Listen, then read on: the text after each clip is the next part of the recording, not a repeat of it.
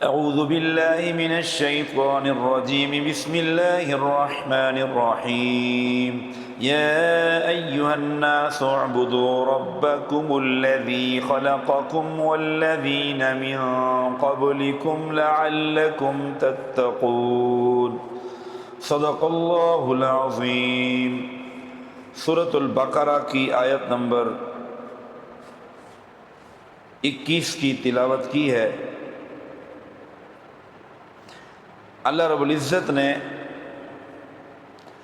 اس آیت میں پوری دنیا کے تمام انسانوں سے خطاب فرمایا ہے، اور بالخصوص وہ آیات جس میں ساری دنیا کے سارے انسانوں سے خطاب ہے، اس کا ایک سلسلہ انشاءاللہ ہم آج سے شروع کر رہے ہیں درس قرآن کا۔ یا ایھا الناس، اے لوگو، مراد ہے اے دنیا بھر کے انسانوں، چاہے کوئی انسان مشرق کا رہنے والا ہے یا مغرب کا باسی ہے، شمال کا رہنے والا ہے یا جنوب کا باشندہ ہے، جو انسان کوئی بھی زبان بولتا ہے اور کوئی بھی نظریہ رکھتا ہے، اس کا خالق اور مالک اللہ ہے۔ وہ اللہ کو مانتا ہے یا نہیں مانتا، پھر بھی اس کی طرف اللہ تعالیٰ کا خطاب ہے، اور یا ایھا الناس پوری دنیا کے تمام انسانوں کی طرف اللہ تعالیٰ کا خطاب ہے۔ اور اس سلسلے میں آج یہ ہمارا پہلا درس ہے، اور اللہ رب العزت نے فرمایا یا ایھا الناس اعبدوا ربکم الذی خلقکم، اے دنیا بھر کے انسانوں عبادت کرو اپنے رب کی جس نے تم سب کو پیدا فرمایا۔ نہ صرف تم کو پیدا فرمایا، والذین من قبلکم، اور ان لوگوں کو بھی جو تم سے پہلے گزرے ہیں، ان کو بھی اللہ تعالیٰ نے پیدا فرمایا ہے، لہذا اللہ کی عبادت کرو، لعلکم تتقون، تاکہ تم بچ جاؤ۔ تو اللہ رب العزت نے اس میں دعوت دی ہے عبادت کی۔ عبادت کا لفظ جب ہم بولتے ہیں تو ہمارا تصور ورشپ کی طرف چلا جاتا ہے، پوجا پاٹ کی طرف چلا جاتا ہے، اور مخصوص عبادات کی طرف چلا جاتا ہے۔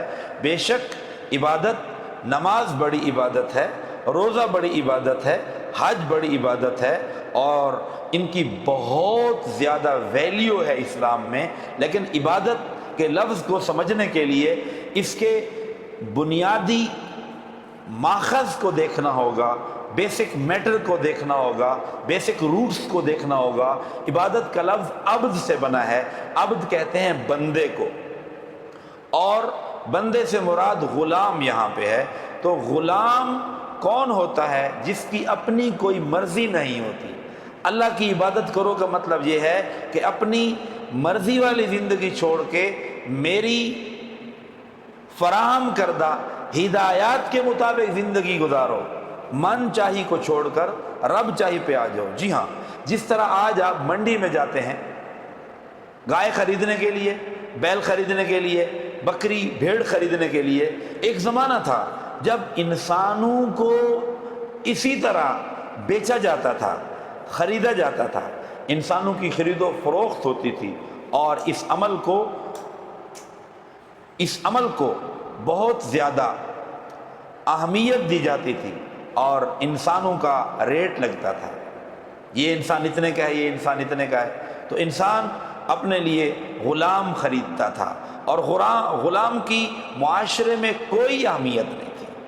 یہ اسلام پر غلط الزام ہے کہ اسلام نے غلامی کو پروموٹ کیا ہے۔ اسلام نے غلامی کو پروموٹ نہیں کیا، بلکہ اسلام نے اپنے سے پہلے موجود غلامی کو بہتر بنانے کی کوشش کی ہے، اور یہ ایک مستقل موضوع ہے۔ اس کا خلاصہ یہی ہے، تفصیل سے اس پر انشاءاللہ بات ہوگی کسی ویڈیو میں، کہ اسلام نے غلاموں کے حقوق متعین کیے ہیں، چاہے وہ مرد ہوں یا عورتیں، وہ حقوق جو اسلام سے پہلے دنیا کے کسی مذہب نے ان کو نہیں دیے، کسی اسکول آف تھاٹ کی طرف سے ان کو نہیں ملے، کسی خاص طبقے کی طرف سے ان کو حقوق نہیں ملے۔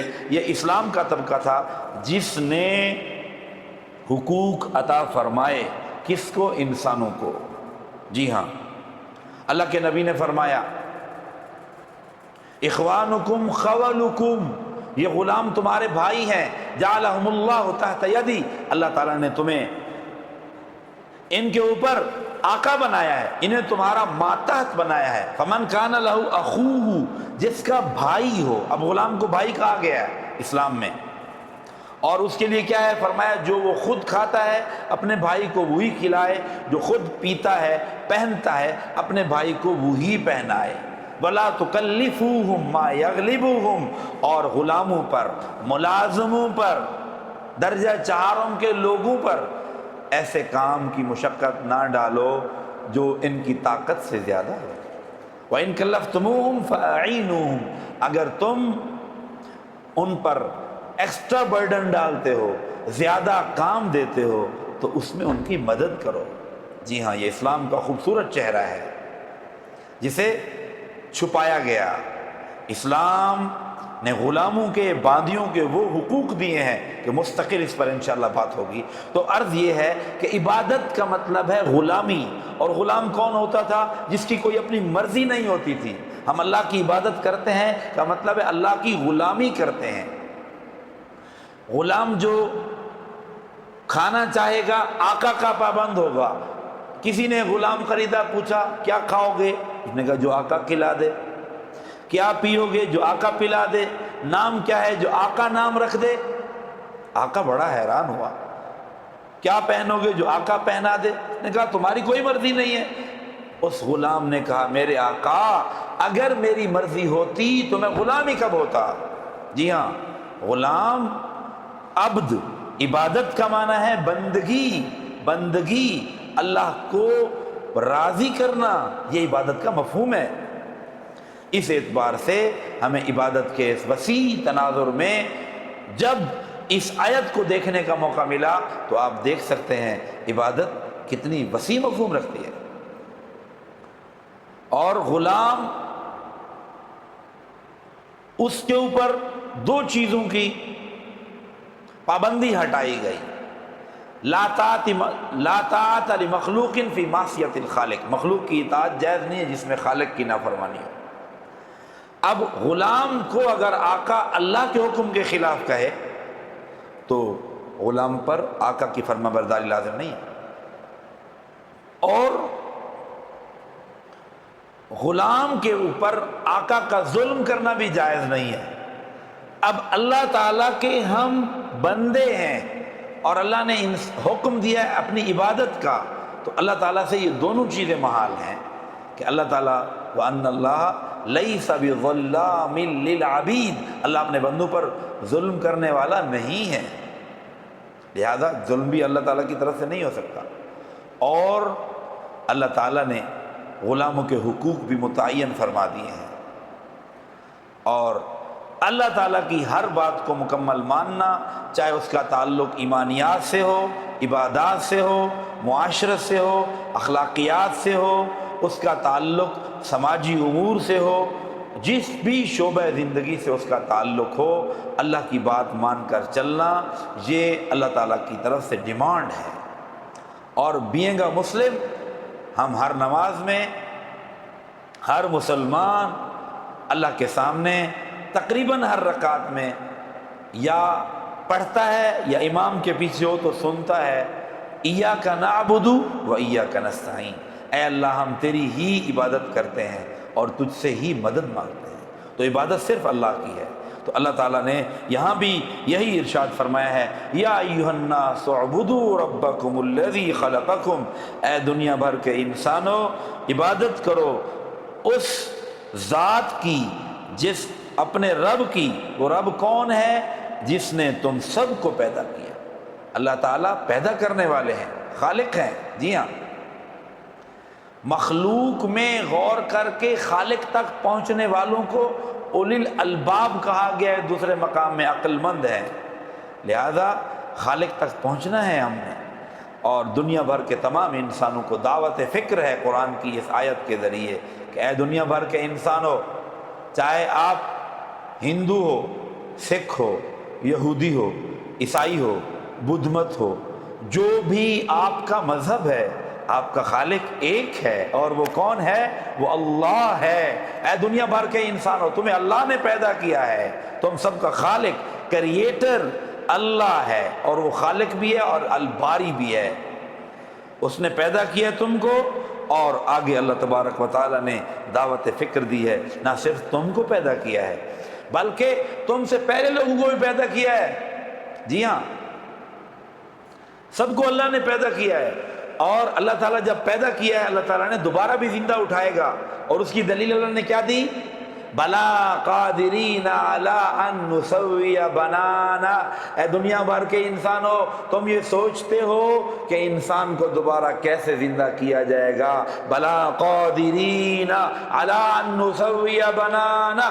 آج سے 1400 سال پہلے سچے دین اسلام، سچا مذہب اسلام اور اس کی سچی کتاب میں اللہ تعالیٰ نے 1400 سال پہلے یہ دعویٰ کیا تھا، بلا قادرین علی ان نسوی بنانا۔ اے دنیا بھر کے لوگوں، تمہیں اللہ تعالیٰ کے قیامت میں دوبارہ اٹھنے کے بارے میں شک پڑتا ہے؟ آج کا بعض مسلمان شخص بعض اوقات یہ کہہ دیتا ہے، اے جہان میٹھا اگلا کہہ نٹھا۔ آخرت کا، قیامت کا انکار کرنا اچھی بات نہیں ہے۔ اللہ فرماتا بلا قادرین علی ان نسوی بنانا، ہم تمہارے ان فنگر پرنٹس کو بھی پیدا کرنے پر قادر ہیں۔ ہر انسان کا فنگر پرنٹ اس سے الگ ہے، یہ انگلیوں کے پورے۔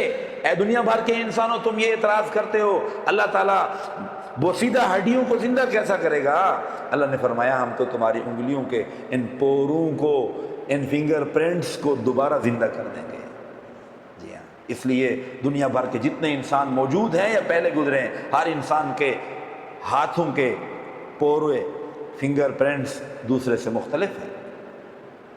تو دنیا بھر کے انسانوں کو دعوت دی گئی ہے، یا اے دنیا بھر کے انسانوں عبادت کرو اپنے رب کی جس نے تمہیں پیدا کیا اور تم سے پہلوں کو بھی اللہ نے پیدا کیا، لعلکم تتقون، تاکہ تم بچ جاؤ۔ الذی، وہ اللہ، جعل لکم الارض فراشا، اس اللہ نے اے دنیا بھر کے انسانوں تم سب کے لیے زمین کو بچھونا بنا دیا۔ یہ نہیں کہ مسلمان چلتے ہیں اور آپ نہیں چلتے، سب کا خالق مالک اللہ ہے، اس اللہ پر ایمان لے آؤ۔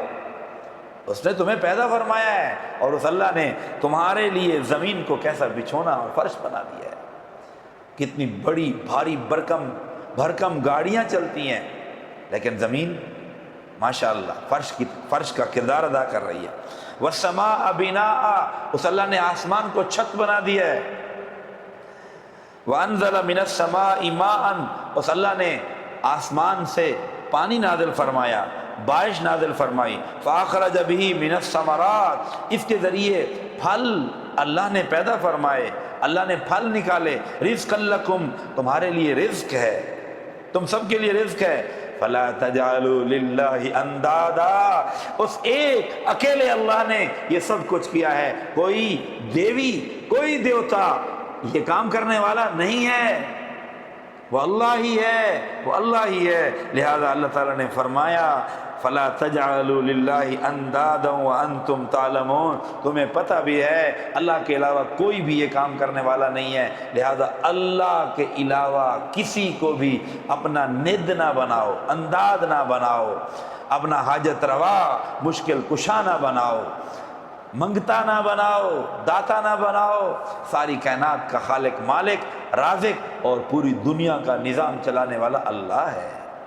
دنیا بھر کے انسانوں کو دعوت دی گئی ہے، ایک اللہ نے تمہیں پیدا فرمایا ہے، لہٰذا آ جاؤ، اللہ کی طرف آ جاؤ، اسلام کی طرف آ جاؤ، قرآن کی طرف آ جاؤ۔ مسلمانوں کو بھی دعوت ہے، مسلمانوں کو دعوت یہ ہے کہ اللہ کی مانیں، اور جو غیر مسلم ہیں ان کو دعوت ہے اللہ کو مانیں۔ جب اللہ کو مان لو گے تو اللہ کی بھی مان لو گے۔